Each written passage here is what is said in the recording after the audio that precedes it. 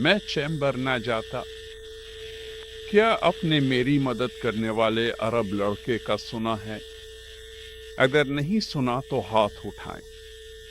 अपना हाथ लिफाफे। ठीक है।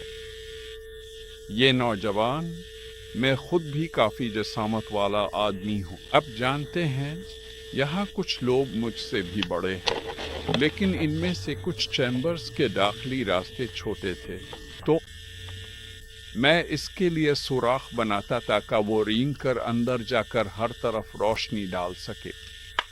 मैं देख कर फैसला करता कि क्या मुझे भी अंदर जाना चाहिए। इस बार हमने इसके लिए काफी बड़ा सुराख बना लिया था। ये वाहिद चैम्बर था जिसके दाखिली रास्ते पर एक स्टालेक्टाइट लटक रही थी। मालूम नहीं ये कोई खास बात थी या नहीं, लेकिन ये सच है।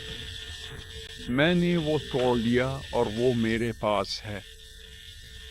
खैर, जब वो अंदर रेंग गया, मैं इसे ताश पकड़ाने ही वाला था कि वो वहां से भागता हुआ निकला, बिल्कुल खौफजदा, जिसे आप बेखुदी का खौफ कहेंगे। और उसने कहा, वहां अंदर क्या है? वहां अंदर क्या है? मैं दोबारा वहां अंदर नहीं जाऊंगा। और मैंने कहा, अच्छा, तुमने क्या देखा? और उसने कहा, मैंने कुछ नहीं देखा, लेकिन मैं दोबारा वहां अंदर नहीं जाऊंगा।